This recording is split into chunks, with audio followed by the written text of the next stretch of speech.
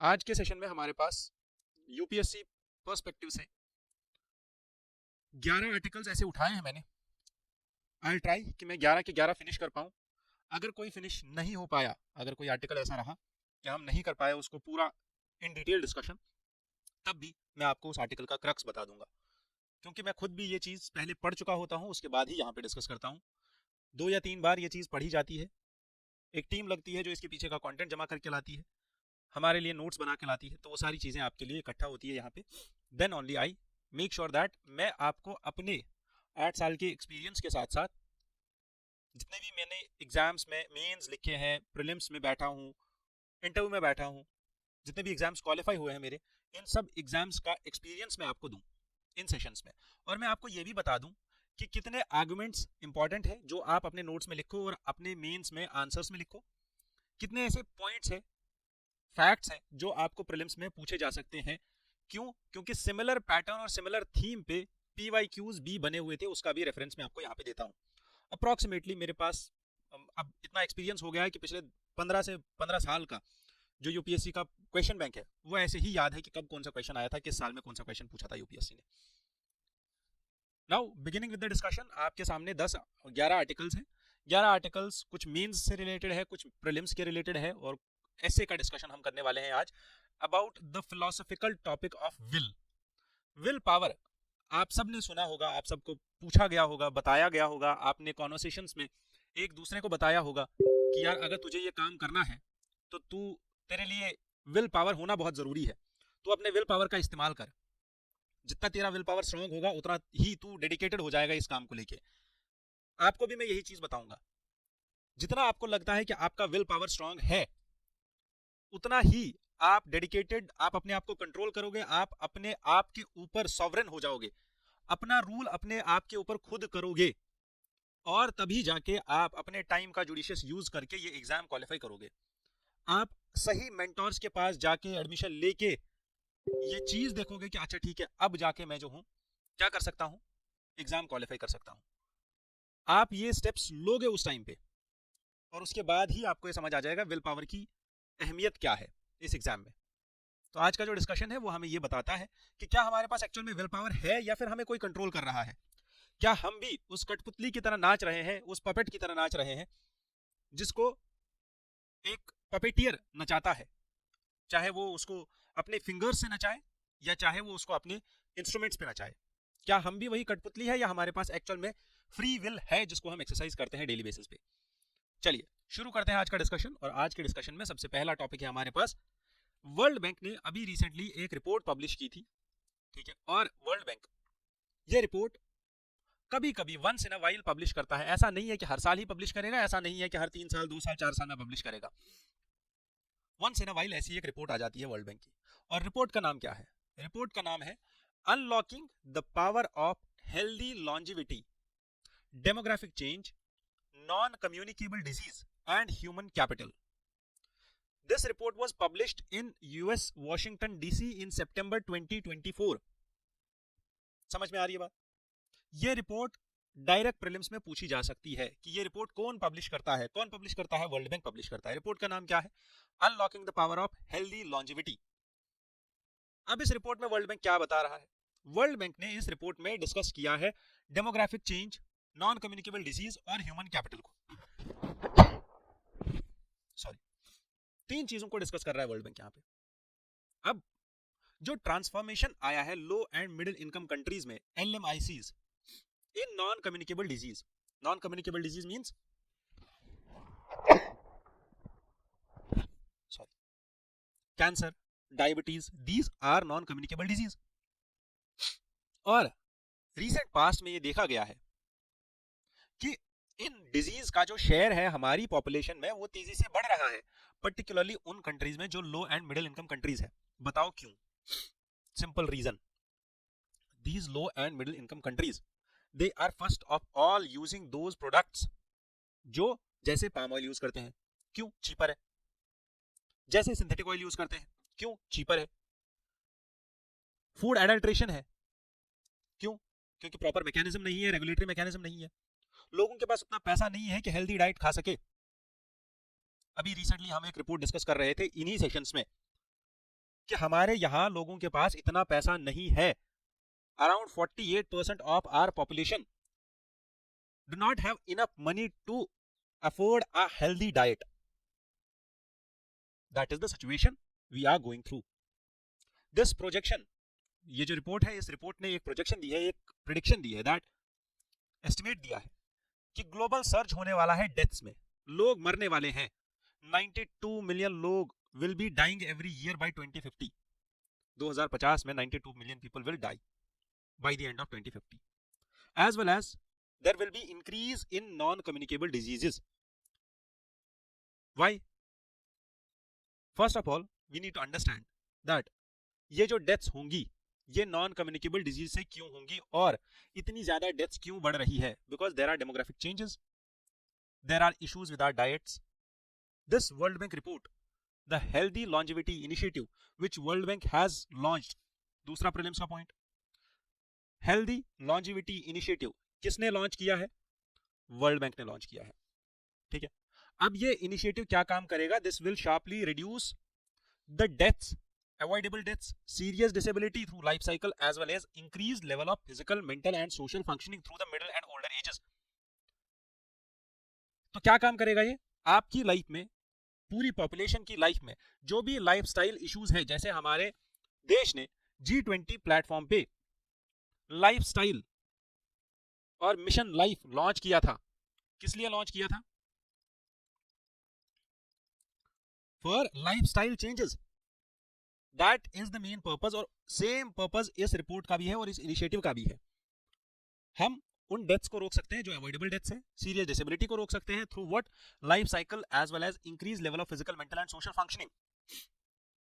Therefore this World Bank report also discusses the health expenses जो अभी होने वाले हैं लोगों के. क्यों होने वाले हैं?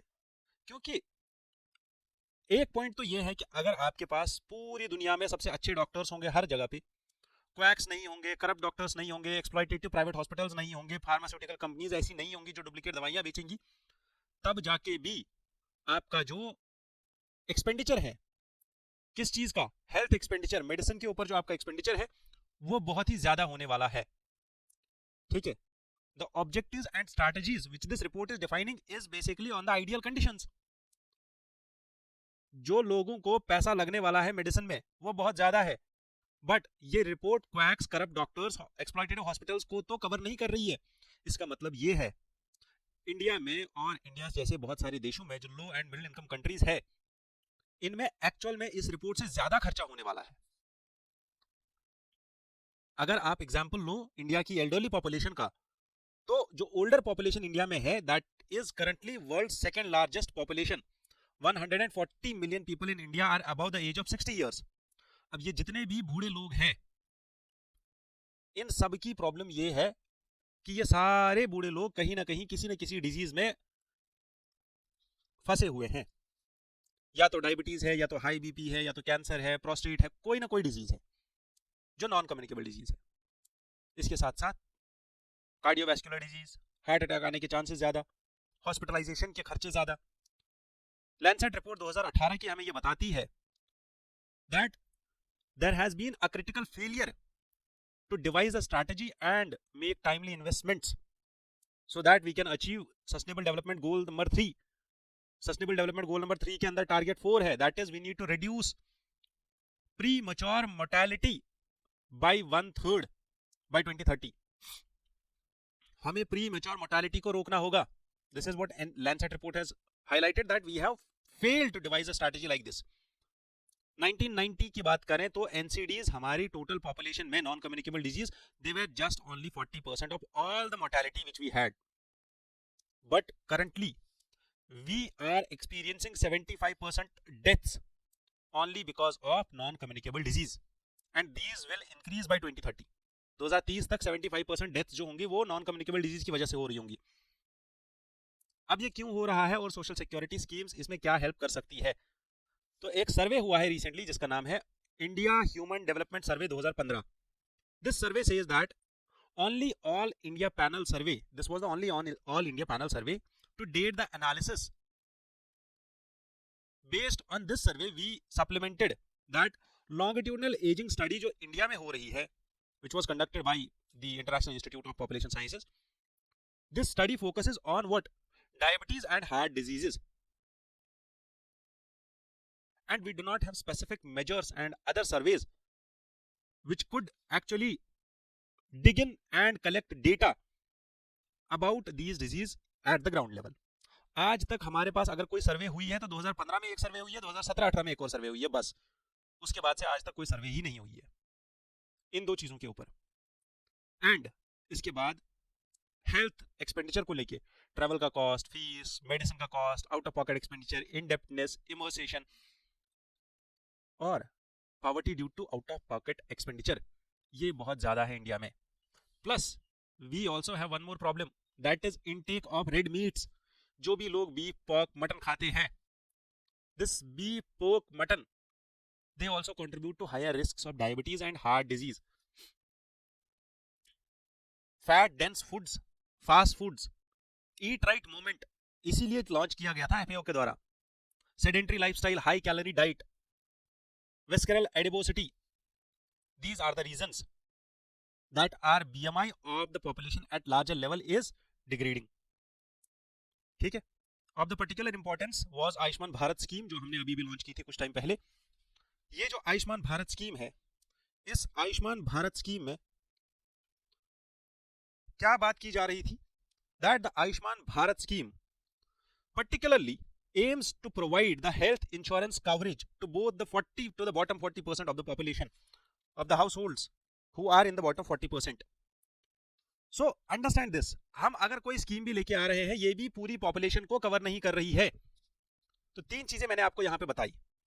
कैग की रिपोर्ट अभी क्या बात कर रही थी? That large number of ineligible beneficiaries are there. There are long delays in hospitals, empanelment of hospitals. Surgeries बहुत डेट के बाद आती है. कुछ प्राइवेट हॉस्पिटल तो ऐसा करते हैं कि सर्जरी कर दी और बिल बना दिया दुगना, क्योंकि उनको पता है हमें इंश्योरेंस कंपनी से लेना है. तो these are the problems with the social security schemes. Hospital के एक्सपेंसेस 2024 में Supreme Court directed the central government to regulate the rates of the hospital procedures. Plus, India में tobacco use and tobacco consumption, this is since the time of Portuguese. जब से Portuguese हमारे यहाँ आए तब से हम तंबाकू खा रहे हैं. बाहर कोई भी ऐसी सड़क, कोई भी ऐसा खंबा, कोई भी ऐसा कोना आपको नहीं मिलेगा जो लाल ना किया गया हो. क्यों? बिकॉज टोबैको कंजप्शन बहुत ज्यादा है, कैंसर पेशेंट्स बहुत ज्यादा है. Therefore, in order to increase the longevity of your life, actual में अपनी लाइफ को बढ़ाना है तो आपको क्या करना होगा? एक सिंपलेस्ट तरीका है क्या? सही डाइट, सही लाइफस्टाइल और जितना ज्यादा हो सके prevention of non communicable disease. Therefore what we need at this point of time is policy reforms. ठीक है, चलो नेक्स्ट आर्टिकल एडिटोरियल जो हमें बात कर रहा है, ये बेसिकली हमारा एडिटोरियल आया था ओपिनियन सेक्शन में. और ये जो एडिटोरियल है बेसिकली बात कर रहा है India middle east Europe corridor की, IMEC कॉरिडोर, जो इंडिया ने लॉन्च किया था. और इंडिया जब G20 का प्रेसिडेंट था उस टाइम पे लॉन्च किया गया था इस. I thank you all of you who have joined the session. I guess we had a number of more than 150 students watching us live. So till date, I'll request all of you to share it again and again. Share the session more and more. Because जितने ज्यादा students यहाँ पे आएंगे उतना ही आपको भी benefit होगा और उतना ही हमें भी प्रोत्साहन मिलेगा. हम भी मोटिवेटेड रहेंगे और हम भी आपके लिए ज्यादा मेहनत करते जाएंगे. 150 students we touched today in this session, more than 150. Now understanding the report card for IMEC. Authors यहाँ पे बात कर रहे हैं दो चीजों की, कि IMEC की यूटिलिटी क्या है, IMEC का पोटेंशियल क्या है, कैसे हम इसको यूटिलाइज कर सकते हैं इंडिया के बेनिफिट्स के लिए. पहली चीज हमें यह समझनी होगी, IMEC लॉन्च किया गया था G20 की समिट के दौरान इंडिया के द्वारा. ठीक है, इसके बाद दिस प्रपोज्ड कॉरिडोर, ये कहां से कहां तक जाएगा? ये प्रपोज्ड कॉरिडोर, इसके ऊपर ही भी क्वेश्चन आया था इस बार. ये जो प्रपोज्ड कॉरिडोर है, आई डोंट रिमेंबर ये क्वेश्चन UPSC में आया था या किसी स्टेट PSC में आया था. IMEC के ऊपर क्वेश्चन आया था और INSTC के ऊपर क्वेश्चन आया था, दोनों का कंपैरिजन आया था. I don't remember whether it was Odisha PCS last time or was it the Bihar PCS last time. Not Bihar PCS तो अभी तक हुआ नहीं है, बट हाँ, this question I have seen in one of the tests, one of the papers. whether it was of some state PCS or UPSC, but UPSC में ऐसा question आया नहीं था. I do remember it. Now the thing is कि ये जो IMEC corridor है, this is expected to reduce the transit time between eastern and western nodes by 40% and cost by 30%. इसका इंपॉर्टेंस क्या है यहां से समझो. इंट्रोडक्शन में क्या लिखा जाए.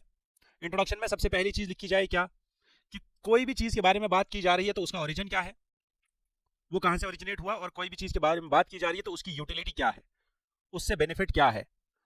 ठीक है. Next, international maritime trade.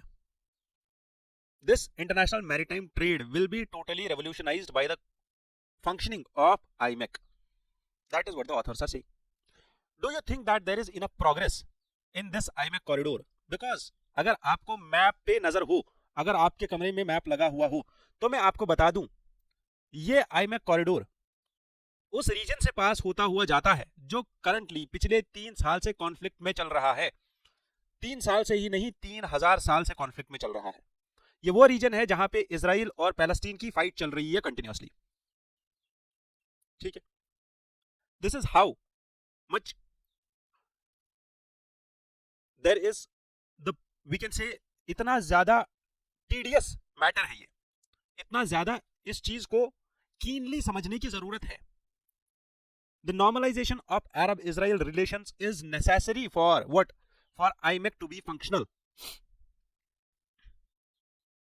Therefore, how much progress have we done on this project? क्योंकि IMEC लॉन्च तो हो गया था सितंबर में, पिछले साल 2023 में. अभी तक 1 साल हो गया है. अक्टूबर भी चला गया, नवंबर भी चला गया, 1 साल 2 महीने होने वाले हैं. अब ये बताइए कि अभी तक प्रोग्रेस क्या हुआ है इस प्रोजेक्ट पे. Therefore, the idea was normalization of Arab-Israel relations. और ये normalization का प्रोसेस कब से स्टार्ट हुआ था? ये अब्राहम अकॉर्ड्स 2020, जो कि लास्ट टाइम ट्रंप एडमिनिस्ट्रेशन ने स्टार्ट किया था, peace process between Arab and Israel Nations. But ये प्रोसेस कहीं ना कहीं थम गया था कुछ टाइम के बाद ही. अभी ट्रंप एडमिनिस्ट्रेशन वापस आ रही है तो शायद हो सकता है अरब इजराइल रिलेशंस जो है बेटर हो जाए और हमारे लिए एक नया पैराडाइम खुल जाए IMEC रिलेशंस, IMEC का, और IMEC का जो पोटेंशियल है वो और ज्यादा बढ़ जाए. The crisis which is there in Israel and Palestine since October 7, 2023 has engulfed the whole region of West Asia, that is the Arabian world and Israel, Palestine, Lebanon, Jordan, सारा जितना भी ये एरिया है, इस रीजन में crisis चल रहा है. Saudi Arabia and Jordan have not been able to make any progress on the project. West Asia is going too much slowly on this project. वहीं पे on the eastern side of this project, UAE and Indian ports, there are things which are moving forward. United Arab Emirates and Indian ports, they are developing their ties, they are increasing their ties. The two countries are on the northward trajectory. They are increasing their bilateral trade. दो countries ने अभी recently सेपा भी join किया था, सेपा भी sign किया था, comprehensive economic partnership agreement इन्होंने साइन किया यूएई और इंडिया ने 2022 में, जिसके बाद हमारा बायलेटरल ट्रेड जो है वो इंक्रीज हुआ. कितना इंक्रीज हुआ? $43 बिलियन. ठीक है. $43 बिलियन से बढ़ के आज की डेट में 2023-24 में हमारा ट्रेड $83 बिलियन पे पहुंच चुका है. ठीक है. UAE grew, India and UAE के relations, non-oil trade relations, they grew between $28 billion to $57 billion after signing this SEPA agreement. Recently, India and UAE have launched a virtual trade corridor also. तो ये भी point याद रखना है prelims के लिए. Virtual trade corridor किसने launch किया है? इंडिया एंड यूएई ने लॉन्च किया है. This will be an integral part of, see there are more than 240 students, 243 students who are currently watching us. We need to understand that how much important it is for us to share it more and more so that we can build a community around our discussion, around our this daily gathering. ठीक है. Finally, it is time to push that IMEC secretariat. So the authors here talk about कि जो countries इस IMEC project पे काम कर रही है, वेस्टर्न साइड में तो कंट्रीज काम नहीं कर रही है, ईस्टर्न साइड में कंट्रीज काम कर रही है. सऊदी अरेबिया एंड जॉर्डन ने कोई प्रोग्रेस नहीं किया है. वहीं पे इंडिया और यूएई आपस में एग्रीमेंट साइन कर चुके हैं और साथ में ये भी कर चुके हैं और साथ में सेपा भी ज्वाइन कर लिया है, सेपा भी साइन कर लिया है. तो दोनों कंट्रीज का ट्रेड बढ़ रहा है, तो इट इज एविडेंट कि आईमेक के अंदर कंट्रीज को बेनिफिट मिलने वाला है। इसीलिए आपके पास एक इतना प्यारा सा आर्गुमेंट आ गया जो आप लिख सकते हो जब आपसे पूछा जाएगा मींस में आईमेक कॉरिडोर या इंटरनेशनल लेवल पे ट्रेड के क्या बेनिफिट्स हैं और कैसे इंप्रूव किया जाए ट्रेड को। तो ये एक ऐसा कंपैरेटिव एनालिसिस आपको मिल गया। अगर आपने ये पॉइंट लिखा तो ऑथर को ये समझ आ जाएगा, लिखने वाले पढ़ने वाले के पास दोनों के पास इतनी समझ होगी कि नहीं, ये जो इंसान है, जिस स्टूडेंट ने ये लिखा है वो स्टूडेंट काफी इवॉल्व स्टूडेंट है, उसको समझ है इन चीजों की कि कैसे काम हो रहा है इंटरनेशनल लेवल पे, वो इंटरनेशनल रिलेशंस को अच्छे से पढ़ रहा है। That is how it works. Done. Finally what author suggest is कि हमारे पास जरूरत है अभी आईमेक सेक्रेटरीट की। और ये आईमेक सेक्रेटरीट क्या काम करेगा? ये सेक्रेटरीट के पास काम होगा कि क्रॉस बॉर्डर ट्रेड प्रोसेस को स्ट्रीमलाइन करना और कुछ एविडेंस जमा करना, एविडेंस बेस्ड रिसर्च करना, ताकि हम ये लोगों को बता पाए कि आईमेक के द्वारा आपको कितना ज्यादा बेनिफिट हो सकता है। जैसे इन दो रिसर्चर्स ने यहाँ पे काम किया है, इन्होंने आईमेक की स्टडी करी, कंपैरेटिव एनालिसिस करा, सऊदी अरेबिया और जॉर्डन का कंपैरिजन किया इंडिया और यूएई के साथ, और ये दो आर्गुमेंट्स ऐसे दिए कि दोनों जगह पे सऊदी अरेबिया और जॉर्डन को कितना फायदा हो सकता था बट उन्होंने नहीं किया, इंडिया और यूएई ने कितना फायदा उठाया क्योंकि उन्होंने स्टेप्स लिए। तो ये दो चीजें अगर ऐसे ही रिसर्च करती जाए, अगर ऐसे ही एक सेक्रेटरीट बनाया जाए और वो रिसर्च करके डेटा हमें दे, तो बाकी सारी कंट्रीज भी हमें जल्दी से जल्दी ज्वाइन कर सकती है इस आईमेक प्लेटफॉर्म पे। अंडरस्टूड? चलो नेक्स्ट हमारा आर्टिकल है, ये इंडियन एक्सप्रेस से लिया गया है। ठीक है, you all know Indian express में एक एक्सप्लेन सेक्शन आता है, द हिंदू में भी एक्सप्लेनर सेक्शन आता है। ठीक है, दोनों सेक्शंस बहुत ज्यादा इंपॉर्टेंट होते हैं और दोनों सेक्शन से एडिटोरियल्स जो भी आते हैं बहुत इंपॉर्टेंट होते हैं। यहाँ पे जो ये आर्टिकल लिखा गया है, this is about the COP29 जो अभी हो रही है अजरबैजान बाकू में। ये चीज मैंने आपको कम से कम आज तक 10 बार बोली है इन सेशंस में कि बाकू में समिट हो रही है Azerbaijan, COP29 United Nations COP हो रही है, UNFCCC की ये COP29 है। पहली COP स्टार्ट हुई थी 1992 से और उसके बाद फिर चलता गया ये सिलसिला आज तक। हर साल एक COP होती है, ये कभी भी नहीं रुकी है except in the year of कोविड-19 2020 में COP नहीं हुई थी, बल्कि 1995 से लेके आज तक हर साल COP होती है। ठीक है, क्लियर कट यहां तक समझ में आ गया। UNFCCC अग्रीमेंट हमने साइन किया था 1992 में। यहाँ पे जितने भी फैक्ट्स हैं सारे फैक्ट्स प्रीलिम से के लिए इंपॉर्टेंट है, प्रीलिम से रिलेटेड फैक्ट्स है, बहुत ज्यादा इंपॉर्टेंट फैक्ट्स है। ठीक है, पहली चीज, पार्टी सबसे पहले जो मिली कब मिली? 1995 में। उसके बाद 2020 एक ऐसा साल था जहां पे COP नहीं हुआ। और ये लोग क्या काम करते हैं? Discuss climate policy international level पे कैसे चलेगी, इस चीज को डिस्कस किया जाता है। Then the emissions and inventories were based on these, the international climate policy is based on two things. One, कि इंटरनेशनल लेवल पे कंट्रीज कितना एमिट कर रही है CO2 पोल्यूशन। ठीक है, और उसके बाद कंट्रीज नेशनल लेवल पे क्या क्या स्टेप्स लेती है इन टर्म्स ऑफ NDCs। अब ये चीज कब की गई थी और कब कब मेजर आउटकम्स आए हमारे पास COP में? सबसे पहला आउटकम आया हमारे पास COP3 क्योटो प्रोटोकॉल जिसको हम बोलते हैं, जो 1997 में आया था। और क्योटो प्रोटोकॉल में क्या हुआ? The international treaty placed obligations on the rich and industrialised countries. और जितनी भी इंडस्ट्रियल रेवोल्यूशन से जिन कंट्रीज को बेनिफिट हुआ था उन सारी कंट्रीज के ऊपर ये ऑब्लिगेशन प्लेस किया गया। उन सारी कंट्रीज को बोला कि आप लोग जो है अपने ग्रीन हाउस गैसेस को कम करो, cut down your emission of green house gases. ऐसी एक रिस्पॉन्सिबिलिटी दी गई इन कंट्रीज को क्योटो प्रोटोकॉल के अंदर। इसके बाद क्या हुआ? इनके ऊपर एक टारगेट सेट किया गया 4.2% ये लोग रिड्यूस करेंगे below 1990 levels by the year 2012। ठीक है, Kyoto protocol did not last long क्योंकि जितनी भी ये वेल्दी और पावरफुल कंट्रीज थी ये इससे हैप्पी नहीं थी। और यूनाइटेड स्टेट्स जो कि मोस्ट पावरफुल कंट्री है वर्ल्ड की, इन्होंने इस क्योटो प्रोटोकॉल को साइन ही नहीं किया, और साइन किया भी तो बट रेटिफाई कभी नहीं किया। देन हमारे पास दूसरी COP आई, COP15। COP15 आई कोपेनहेगन 2009 में। और यहां पे क्या काम किया गया? Parties tried to establish a successor treaty to what? To the Kyoto protocol treaty. Kyoto protocol के बाद एक और ट्राई किया गया था ग्रीन हाउस गैस के टारगेट्स, इमिशन टारगेट्स को सेट करने का कोपेनहेगन में, बट नहीं कर पाए। इसके बाद एक और अटेम्प्ट किया गया पेरिस में। COP21 हुआ कहां पे? 2015 में। कहां पे हुआ? पेरिस में। जिसको हम पेरिस अग्रीमेंट के नाम से जानते हैं। पेरिस अग्रीमेंट एक लीगली बाइंडिंग इंटरनेशनल ट्रीटी है। ये सेम स्टेटमेंट यूपीएससी पूछ चुका है अपने पीवाईक्यूज में। मैं आपको इस एक एडिटोरियल से कम 3 क्वेश्चंस दिखा सकता हूं पिछले 10 साल में जो पूछे गए हैं। इसीलिए आपके लिए जरूरी है कि आप इन चीजों पे ध्यान रखो और इन चीजों को समझो कि कितना ज्यादा जरूरी है एडिटोरियल को समझना और एडिटोरियल से अपने मेंस की प्रीलिम्स की प्रिपरेशन को इंप्रूव करना। देयरफॉर यहां पे क्या बात की गई, लीगली बाइंडिंग ट्रीटी है और ट्रीटी में क्या बताया जा रहा है कि सारी कंट्रीज ये काम करेंगे कि 2 डिग्री सेल्सियस पे टेम्परेचर को रोकने की कोशिश करेंगे, 2 डिग्री सेल्सियस टेम्परेचर राइज पे रोकने की कोशिश करेंगे ग्लोबल टेम्परेचर को। और preferably what they will do is 1.5 degree Celsius तक अलाउड है, बट उससे ज्यादा टेम्परेचर हमारा बढ़ना नहीं चाहिए। उससे ज्यादा बढ़ गया, 2 डिग्री पे पहुंच गया, तो फिर हम क्लाइमेट चेंज को रिवर्स कभी नहीं कर पाएंगे।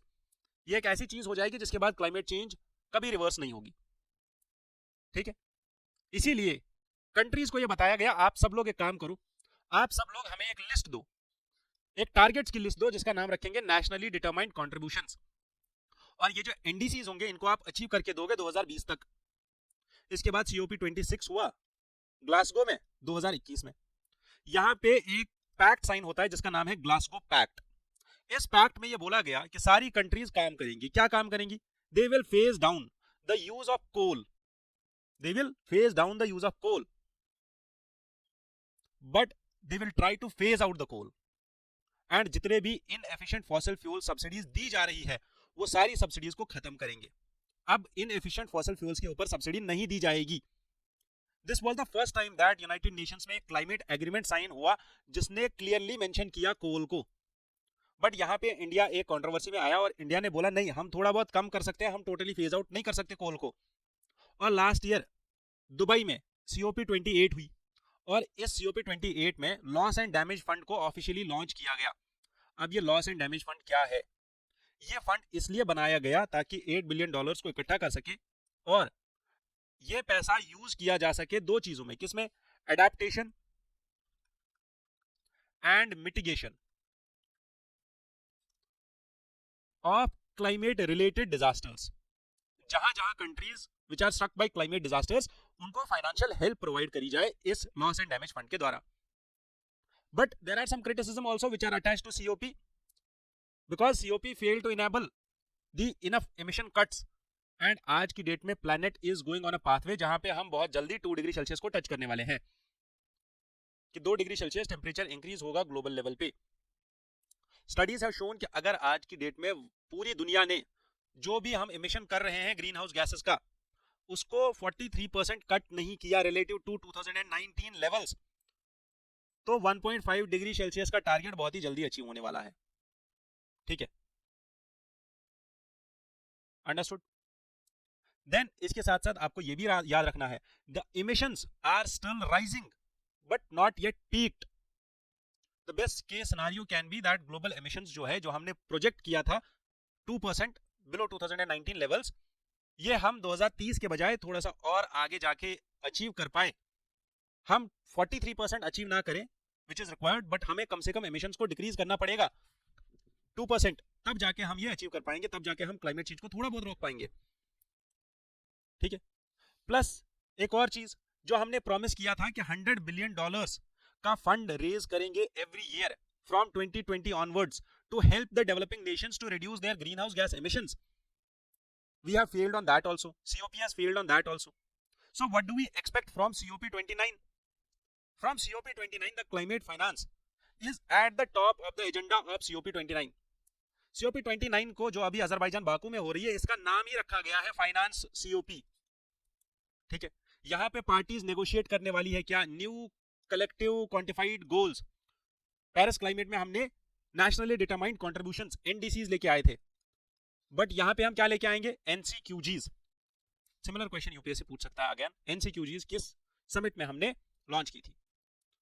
ठीक है, चलो 2025 में हमें क्या करना है? ये NCQGs जो डिसाइड होंगे यहाँ पे, these NCQGs will amount that must be mobilized by developed countries every year from 2025 onwards। कि कितना पैसा देना होगा डेवलप्ड कंट्रीज को, किस चीज के लिए? क्लाइमेट फाइनेंसिंग के लिए।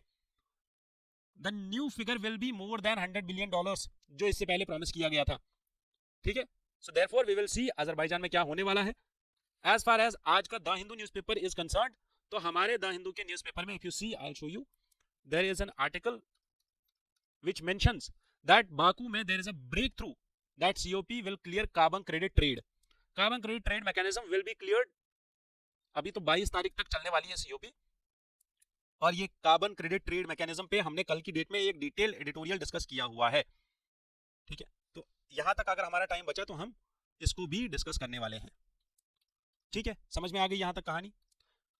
नेक्स्ट हमारा जो एडिटोरियल है ये भी इंडियन एक्सप्रेस से ही लिया गया है, और ये एडिटोरियल हमें बताता है कि ग्लोबल लेवल पे जेंडर डिवाइड कितना ज्यादा है, और जेंडर डिविडेंड जो हमने अभी तक रियलाइज नहीं किया है, क्योंकि वुमेन आज की डेट में अगर आप देखो, हर एक पेरेंट ये चाहता है कि मेरी बेटी पढ़े, मेरी बेटी जो है आगे बढ़े, इसके पास सारे स्किल्स हो, और ये जो है अपनी लाइफ में आगे बढ़े, इंडिपेंडेंट बने। बट प्रॉब्लम ये है कि इस बेटी को आगे जाके एम्प्लॉयमेंट नहीं मिलती है, she is facing the lack of employment opportunities. क्योंकि यहाँ पे ऑथर एक स्टडी को हाईलाइट करते हैं, this study is named as the Indian Human Development Survey, which was organized by University of Maryland and National Council of Applied Economic Research. इस study में ये काम किया गया है, 2004 से लेकर 2024 तक का डेटा एनालाइज किया है, 42,000 हाउसहोल्ड्स का डेटा लिया गया है, और इस डेटा को कलेक्ट करके ये चीज डिसाइड की गई है दैट, और ये चीज डिराइव की गई है कि इंडिया में जो वुमेन्स, जितनी भी इंडिया में वुमेन अभी रह रही है, they have aspirational transformations. Young women in India or young Indian women in 2020, they are living through a compared to their sisters who came of age in the first decade of the century. Understand this thing. This survey highlights three waves. पहली 2011-12 में, दूसरी 2022-24 में, तीसरी 2022-24 में। इससे पहले एक और सर्वे हुआ था 2004 से लेके 2011 तक। अब यहाँ पे बात की जा रही है जो 2004 से लेके 2011 तक हमारे भारत देश में औरतें थी, 2011 से लेके 12 तक और 2022 से लेके 24 तक, ये जो 3 सेट ऑफ वुमेन लिया गया है, इनकी एज और इनकी लाइफ टोटली डिफरेंट है। बिकॉज आज की डेट में अगर आप आज का पेरेंटल केयर देखो और पेरेंटल एस्पिरेशंस देखो, तो हर एक पेरेंट ये चाहता है both son and daughter must have equal opportunities. दोनों की एजुकेशन बढ़नी चाहिए, दोनों को एजुकेशन दिया जा रहा है। जेंडर गैप जो एजुकेशन में है that has virtually disappeared. Girls seem to outshine boys always. जितने भी कॉम्पिटिटिव एग्जाम्स हैं, चाहे वो कोई स्टेट पीसीएस हो, चाहे वो यूपीएससी हो, हर जगह गर्ल्स जो है अच्छा मेरिट हासिल कर रही है। बट प्रॉब्लम कहां पे आ रहा है? प्रॉब्लम आ रहा है उनकी एम्प्लॉयमेंट अपॉर्चुनिटीज में। ऑथर ये बता रही है कि वुमेन आज की डेट में they still continue to contribute to economy by working on family farms. Periodic labour force survey के हिसाब से आज भी there is no substantial increase in their participation in economy. This IDHS shows us that the proportion of 20 to 29-year-old women in wage labor was just 18% in 2012, which fall down to 14% in 2022. However, at the same point of time, the enrollment in college has increased. Even the women in 30s, their participation in the wage labor is stagnant. Therefore, author, आप पहले ये चीज समझो, author जो भी चीज बोल रही है, जो भी आर्ग्यूमेंट है ऑथर का, यहाँ पे सबसे पहला आर्ग्यूमेंट क्या है? They lack employment opportunities. इस आर्ग्यूमेंट को साबित करने के लिए ऑथर के पास प्रॉपर सर्वे है, प्रॉपर डेटा है। यही चीज आपको भी करनी है अपने आंसर्स में। कोई भी पॉइंट लिखोगे उसके साथ डेटा और एग्जाम्पल लिखना जरूरी है। ऑथर लास्ट में हमें सजेस्ट करती है दैट देयर आर 4 की एरियाज, जो यहां तक ऑथर बात कर रही है 4 की एरियाज की। वुमेन एम्पावरमेंट जो हम डिफाइन कर सकते हैं, like women empowerment, personal efficacy, power in the intra household negotiations, and last में societal engagements, access to income generation. We have seen improvement in women's empowerment, personal efficacy, personally women जो है empowered बन रही है, उनको knowledge आ रहा है, उनके पास उनको एजुकेशन मिल रही है, दे हैव पावर, और वो हाउसहोल्ड में भी अब फैमिली मैटर्स में भी डिस्कशन करती है, उनसे भी पूछा जाता है फैमिली के डिसीजंस। बट प्रॉब्लम कहां पे आती है?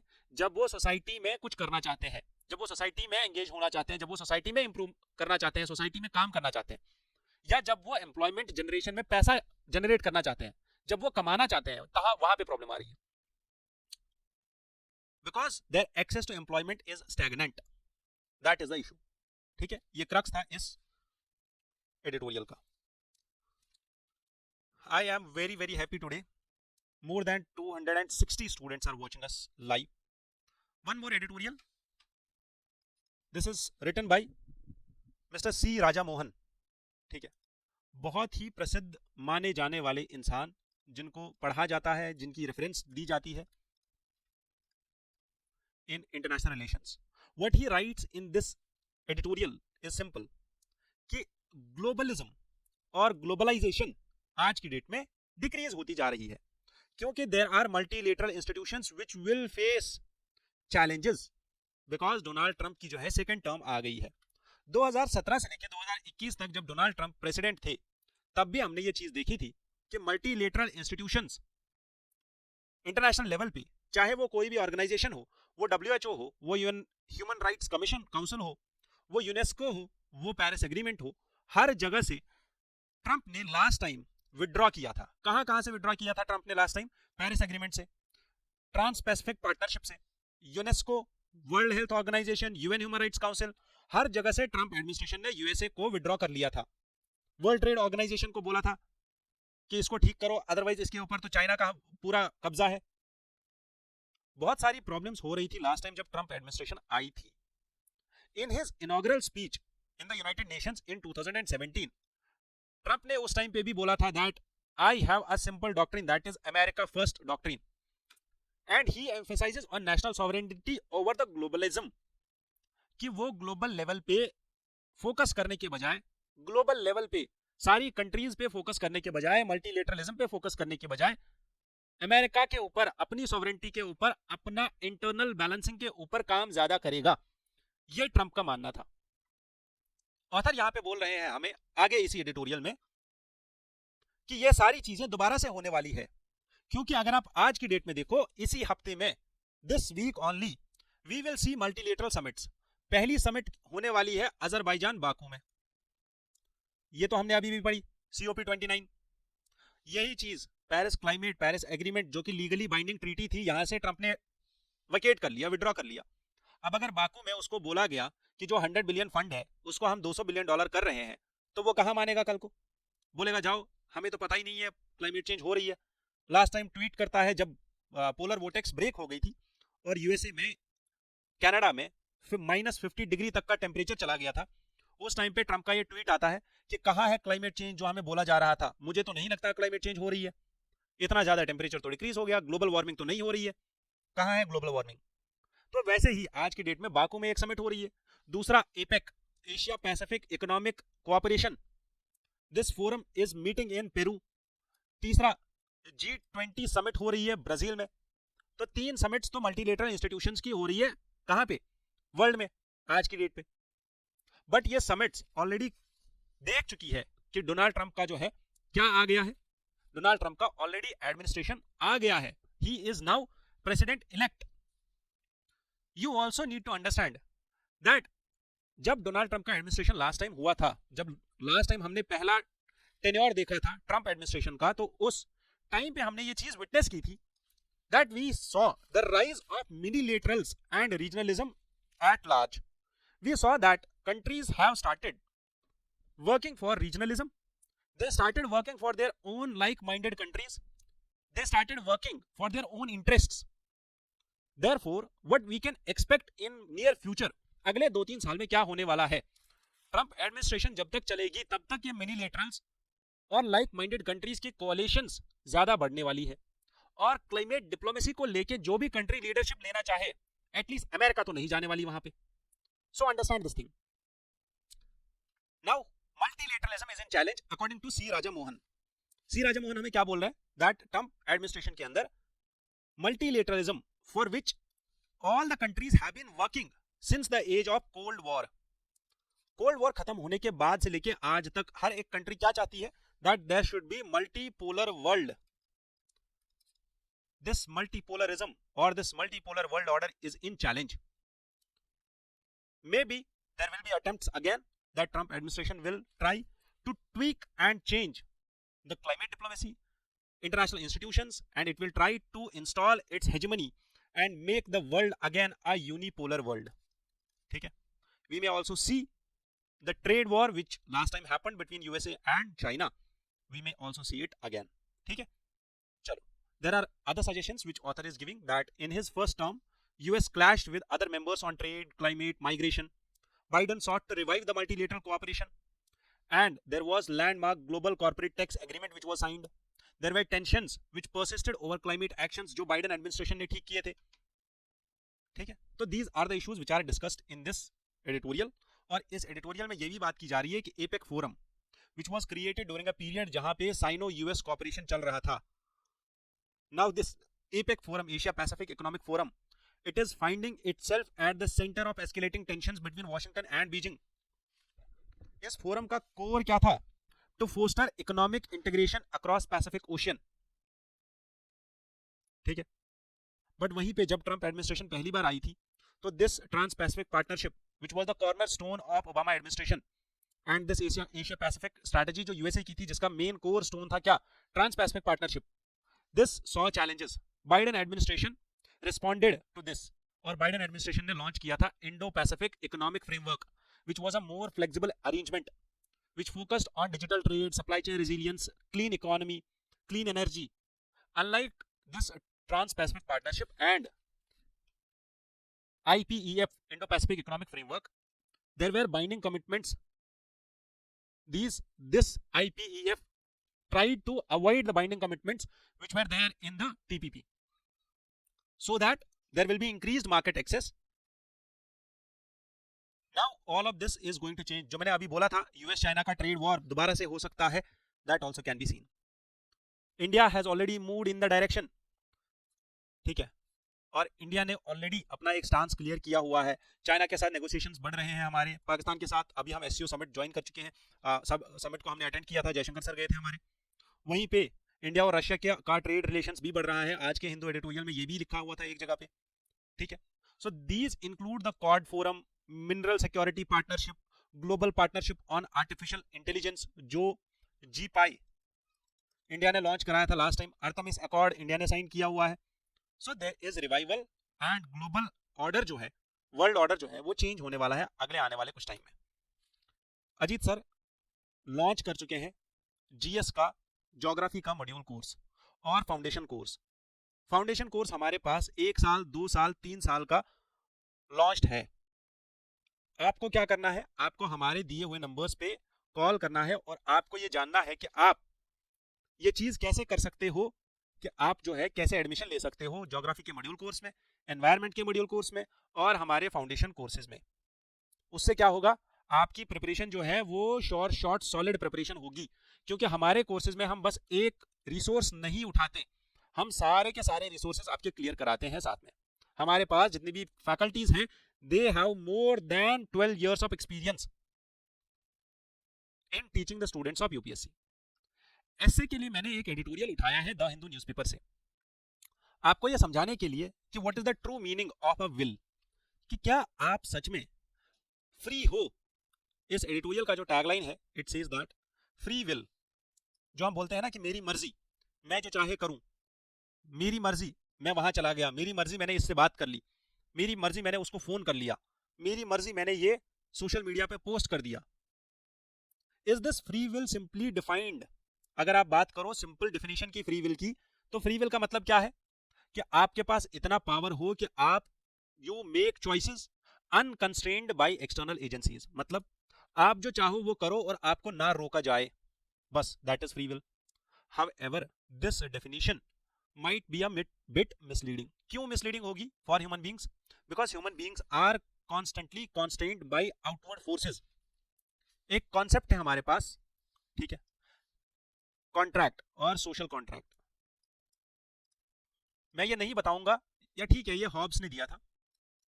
हॉब्स सेज, ठीक है, the famous political scientist Hobbes, he suggests us कि हमने सोशल कॉन्ट्रैक्ट साइन किया हुआ है. हमारा सोशल कॉन्ट्रैक्ट कहां पे है? हमने कॉन्स्टिट्यूशन बनाया इंडिया में, हमने कॉन्स्टिट्यूशन बनाया और हमने लिखा उसमें we the people of India. This is the social contract which we have signed. What we have signed in this contract? That we the people of India solemnly resolve to constitute India into democratic, socialist, secular, sovereign. है ना? Understand this thing that we gave to ourselves this constitution. ये constitution हमने खुद बनाया अपने लिए, तो therefore we have surrendered everything of ours to the constitution. अब जो कॉन्स्टिट्यूशन बताएगा हम वही करने वाले हैं. तो हमारी विल तो हमारे से चली गई पहले ही. Now understanding the philosophy behind it. अब अगर आपको यही बोला जाए और ऐसे में यही टॉपिक आए कि क्या आप फ्री विल के हकदार हो, क्या आपके पास फ्री विल है या नहीं है. जब से ह्यूमंस ने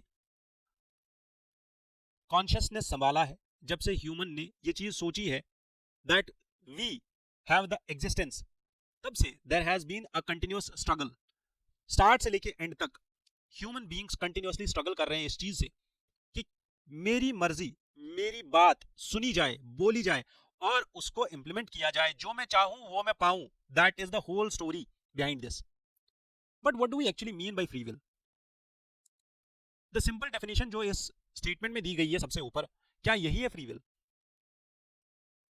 are we continuously regulated and controlled by the external agencies? क्या आपको गवर्नमेंट कंट्रोल करती है आपके घर में बैठने पे? क्या आपको फिजिकल, साइकोलॉजिकल या सोशल कंट्रोल किया जाता है? एक बॉडी जिसमें न्यूट्रिशन ना हो, जिसमें हाइड्रेशन ना हो, it may sustain itself only for so long as the mind saddled with the trauma will be too stunned to cogitate efficiently. जब तक आपका दिमाग ठीक से नहीं चलेगा, जब तक आपकी सोसाइटी डिस्पोटिक नहीं बन जाती, जब तक आपके आइडियाज को सोसाइटी में रिकॉग्निशन नहीं मिलता, तब तक आपको लगेगा, जब तक आपके सामने ये चीजें एनकाउंटर नहीं होंगी कि मेरी कॉन्शियसनेस को चेंज किया जा रहा है, मेरी एग्जिस्टेंस को चेंज किया जा रहा है, there will be a continuous battle. और आप इस बैटल में फंसे रहोगे तब तक कि ये बैटल मेरे साथ और पूरे दुनिया के साथ है. मेरी और पूरे दुनिया की एक लड़ाई है जिसमें मैं चाहता हूं कि मुझे रिकॉग्निशन मिले, मेरे थॉट्स, मेरे आइडियाज, मेरे इनोवेशंस को वर्ल्ड देखे, जो मैं बोलता हूं, जो मुझे फील होता है, उस चीज को लोग एक्सेप्ट करें. There will be a continuous concentric and eccentric contraction of this free will. Continuously पूरी दुनिया आपको कंट्रोल करना चाहेगी, आपको नचाना चाहेगी उन स्ट्रिंग्स पे जो आपके अराउंड है. चाहे वो स्ट्रिंग इंस्टाग्राम में हो, वो यूट्यूब में हो, वो आपकी नोटिफिकेशन में हो, जहां आपको नोटिफिकेशन आता है, सुनो चाय पियोगे क्या, और आप ऑर्डर कर देते हो चाय. जहां आपको नोटिफिकेशन आता है कि किसी एक एक्टर ने ये वाली ड्रेस खरीदी है अभी रिसेंटली, और आप वो ड्रेस तुरंत ऑर्डर कर देते हो. जहां आपको ये बोला जाता है कि इस यूट्यूबर ने इतने पैसे कमा लिए ये वाली मीम्स और ये वाले पोस्ट या ये वाले वीडियोस डाल के, तो आप भी वैसे ही एक्ट करना स्टार्ट करते हो. क्या एक्चुअल में सोसाइटी या वर्ल्ड या पूरे दुनिया के लोग हमें कंट्रोल कर रहे हैं, या हम एक्चुअल में अपनी विल को कंट्रोल कर रहे हैं? That is a debate which is highlighted here. Now I give you an essay का टॉपिक जो आपको ट्राई करना है. That I have free will, I have no choice but to have it. ये कोट है किसका? क्रिस्टोफर हिकिंस का. I want you to attempt this essay that I do have free will and I have no choice but to have it. आप समझ रहे हो, ये statement जो है ये अपने आप में आयरॉनिकल स्टेटमेंट है. आई हैव फ्री विल, मेरे पास फ्री विल है, and I have no choice but to have it, and I am compelled to have the free will also. Therefore the concept of free will is also not free will. This too is a concept which we do not choose. Understand it. आप इस editorial को थोड़ा सा और पढ़ लेना. मैंने बहुत ही इंपॉर्टेंट पॉइंट्स को यहाँ पे हाईलाइट किया हुआ है. चाहे वो रिलीजन का पॉइंट है जहाँ रिलीजन का डिस्कशन हो रहा है, चाहे वो हमारे एंसेस्टर्स का और हमारी सोसाइटी का हमारे लिए rules and regulations, ethics and morals का बनाना है, चाहे वो हैना एरेंट का कॉन्सेप्ट है जो बताती है फेमिनिज्म के बारे में, चाहे वो फ्रीडम का कॉन्सेप्ट है कि एक्चुअल में मैरियोनेट क्या बोलती है पपेट डांसिंग के ऊपर कि कैसे कंट्रोल किया जाता है पपेट डांसिंग के द्वारा पूरी सोसाइटी को. ह्यूमन रीजनिंग कहां तक आगे बढ़ चुकी है.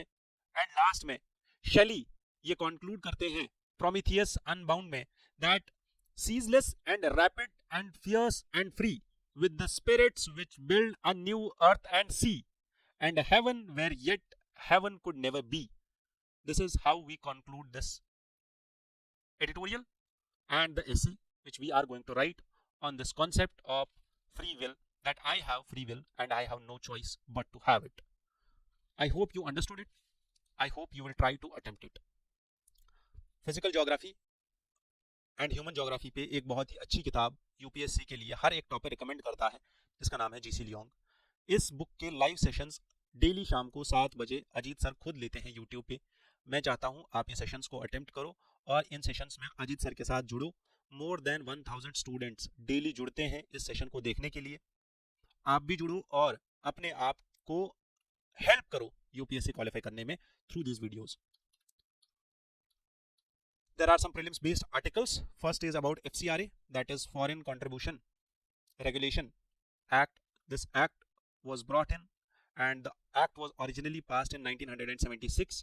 फिर इसको 2010 में मॉडिफाई किया गया था, अमेंड किया गया था। ये एक्ट को मिनिस्ट्री ऑफ होम अफेयर्स देखती है। ये एक्ट बेसिकली रेगुलेट करता है उन डोनेशंस को, उस पैसे को जो बाहर से डोनेशन आता है इंडिया में। ये डोनेशन यहाँ क्यों आता है? क्योंकि कुछ कंट्रीज, कुछ लोग यहाँ के एनजीओज को, यहाँ के सोशल ऑर्गेनाइजेशंस को पैसा देना चाहते हैं, वेदर सीएसआर के लिए या सोशल कॉज के लिए। अब इस एक्ट में फॉरेन कंट्रीब्यूशन को डिफाइन किया गया है एज डोनेशन, डिलीवरी और transfers which are made by any foreign source of any article. कोई पर्टिकुलर गुड, गाड़ी हो, पैसा हो, लैपटॉप हो, वो भेजा गया जिसकी market value is not more then 1 lakh rupees. Those gifts जो 1 लाख रुपए से कम के हैं वो फॉरेन कंट्रीब्यूशन में नहीं आएंगे, बट जो 1 लाख रुपए से ज्यादा का ट्रांसफर होगा वो फॉरेन कंट्रीब्यूशन में आ जाएगा। करेंसी, सिक्योरिटी, ये सब चीजें अगर बाहर की देश से हमारे देश में किसी को मिल रही है, contributions which are given by non-residents or the citizens who are Indian citizens but वो बाहर के देश में रह रहे हैं और यहाँ पैसा भेज रहे हैं, ठीक है। अगर कोई बाहर रह रहा है एनआरआई या बाहर रह रहा है इंडियन सिटीजन और वो पैसा वहां से भेज रहा है through normal banking channels, then it will not be treated as foreign contribution. मैं यहाँ पे इन स्टेटमेंट्स को हाईलाइट कर रहा हूँ जो यूपीएससी में पूछे जा सकते हैं। एफसीआरए के ऊपर 2019 में क्वेश्चन पूछा था यूपीएससी ने, 2022 में भी क्वेश्चन आया हुआ है। Now understand who can receive foreign contributions. Any person can receive foreign contributions. Any person can receive foreign contributions provided that he has a definite culture, economic, educational, religious और social program जिसके लिए वो पैसा ले रहा है foreign से। जो पैसा ले रहा है he must have registration and prior permission for receiving foreign contribution under FCRA Act. Person कौन हो सकता है? It can be an individual, it can be a Hindu undivided family, it can be an association, it can be a company which is registered under Section 8 of Companies Act 2013. समझ में आ गई बात? ये सब लोग जो है फॉरेन कंट्रीब्यूशन ले सकते हैं, एक्सेप्ट कर सकते हैं, ठीक है। फॉरेन कंट्रीब्यूशंस जो हमारे यहाँ रिसीव होते हैं has to be utilised only for the purpose जिसके लिए ये रिसीव हुआ हो। Not more than 20% of the foreign contribution received in a financial year can be utilised to defray administrative expenses. अगर आप कोई एनजीओ चला रहे हो और आपने बाहर से 1 करोड़ रुपए कहीं से फॉरेन कंट्रीब्यूशन ले लिया, तो आप ये नहीं बता सकते हो हमें एनजीओ चलाने में 1 करोड़ रुपए खर्च हुआ। जितना आपने लिया उसका जस्ट 20% आप अपनी एडमिनिस्ट्रेशन के लिए यूज करो, बाकी सारा अगर आपने ये ड्रग डी एडिक्शन के लिए पैसा इकट्ठा किया है फॉरेन से तो आप उसको उसी काम में लगाओ। 80% of the money which you have received. हर एक एनजीओ जो फॉरेन कंट्रीब्यूशन ले रहा है, हर एक पर्सन, हिंदू अनडिवाइडेड फैमिली, कोई भी एसोसिएशन, कोई भी इंडिविजुअल या कोई भी कंपनी जो फॉरेन कंट्रीब्यूशन ले रही है, उसका bank account state bank of India में होना चाहिए और state bank of India Delhi में इसका अकाउंट होना चाहिए और उसी अकाउंट में ये पैसा आना चाहिए। This is a mandatory provision which was added to Foreign Contribution Regulation Act, ठीक है। रजिस्ट्रेशन कैसे करनी है? हर एक एनजीओ के लिए जो भी पैसा ले रहा है बाहर से, it is mandatory for all the NGOs to register. और जो भी एप्लीकेंट अप्लाई करेगा रजिस्ट्रेशन के लिए, he can not be fictitious और वो कोई भी ऐसा अननोन नाम यूज नहीं कर सकता, बेनामी ट्रांजैक्शंस नहीं कर सकता। द रजिस्ट्रेशन जब पहली बार होती है तो ये 5 साल के लिए वैलिड होती है और इसको फिर 5 साल के बाद रिन्यू किया जाता है, ठीक है। और फॉल्स स्टेटमेंट नहीं दिया जा सकता, री रजिस्ट्रेशन नहीं किया जाएगा उस एनजीओ का जिसकी रजिस्ट्रेशन कैंसिल हो गई हो 3 साल तक। अब ये स्टेटमेंट बहुत इंपॉर्टेंट है। ये स्टेटमेंट क्यों इंपॉर्टेंट है? क्योंकि जो ये न्यूज़ आर्टिकल है ये यही बताता है दैट यूनियन होम मिनिस्ट्री ने अभी एक लिस्ट निकाली है जिसमें उन्होंने बताया कि फॉरेन कंट्रीब्यूशन, फॉरेन फंड्स, बहुत सारे फंड्स आ रहे हैं for anti development activities in India. इसलिए पैसा भेजा जा रहा है बाहर से कि इंडिया में जो है प्रोटेस्ट कराए जाए, इंडिया में जो है रिलीजियस कन्वर्जन कराया जाए। और इन्होंने 17 ऐसे रीजन दिए हैं, 17 ऐसे रीजन दिए हैं जिन रीजंस पे ये एनजीओज को रजिस्टर नहीं करेंगे एफसीआरए के अंदर। और ये 17 रीजंस जो है यही यूज किए जाएंगे ताकि कैंसिल किया जाए रजिस्ट्रेशन किनका, एनजीओज का। इसमें रिलीजियस कन्वर्जन आता है, प्रोटेस्ट आता है, एंटी डेवलपमेंटल एक्टिविटीज आती है। ये सारी एक्टिविटीज अगर कोई इंसान, कोई एनजीओ कर रहा है और रिलीजियस हार्मनी को डिसरप्ट कर रहा है, फोर्सफुल रिलीजियस कन्वर्जन कर रहा है, देन उसकी जो रजिस्ट्रेशन है एफसीआरए के अंदर कैंसिल करी जाएगी under the 2010 amendment act of FCRA. ठीक है, डन। नेक्स्ट आर्टिकल प्रीलिम्स के लिए जो हमें याद रखना है वो है लॉन्ग रेंज मिसाइल्स।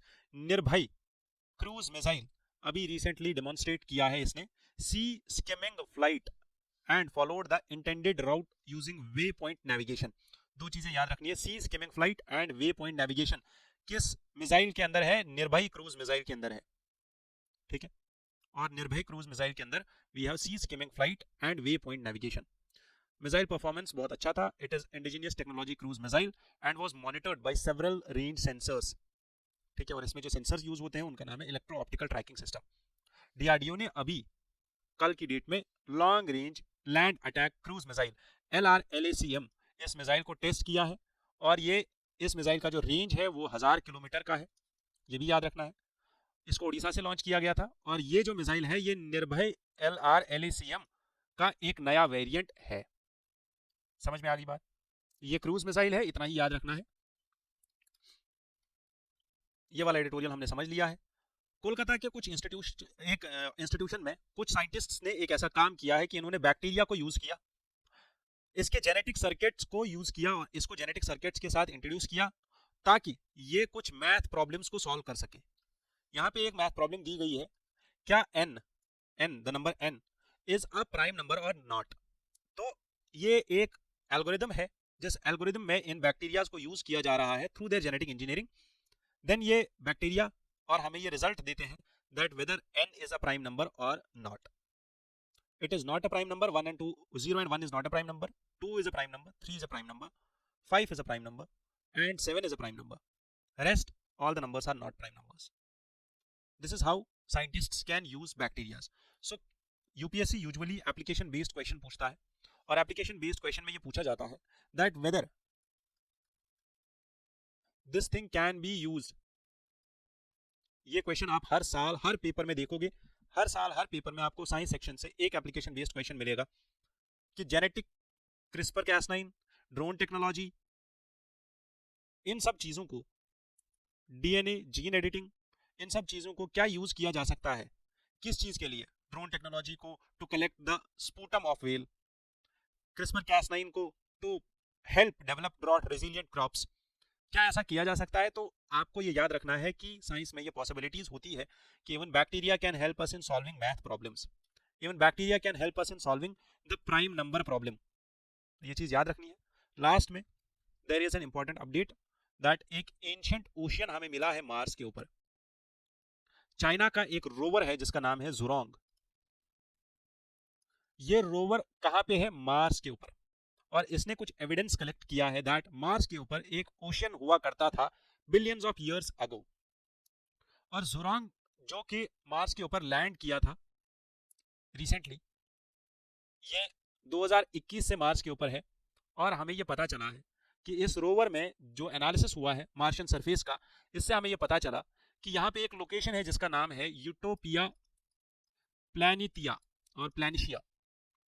ये एक बहुत बड़ा प्लेन एरिया है जो मार्स प्लैनेट के नॉर्दर्न हेमिस्फीयर में है। और यहाँ पे एक टाइम पे, एंशिएंट टाइम पे, आज से बहुत बिलियन साल पहले एक ओशियन हुआ करता था। तो बस ये दो फैक्ट्स याद रखने हैं कि चाइना का Tianwen-1 ऑर्बिटर मिशन है, ये नासा का मार्स रिकॉनेसेंस ऑर्बिटर मिशन है, एंड एक रोबोटिक 6 व्हील्ड रोवर है जिसने ये इंडिकेट किया था that there could be possibility of existence of water. But ये वाटर जो है आज की डेट में कोल्ड और ड्राई हो गया है और अब एटमॉस्फेयर में नहीं है। It is lost too much of its atmosphere.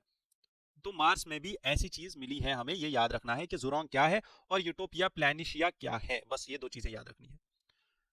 With this I conclude today's discussion. I know थोड़ा सा लंबा हो गया था, बट हम दो न्यूज़पेपर्स एक साथ कर रहे हैं तो आपको भी समझना होगा कि 1 घंटा 10 मिनट 1 घंटा 15 मिनट लग सकता है हमें न्यूज़पेपर कंप्लीट करने में। With this I wish you all the best. Thank you for joining in here. जय हिंद।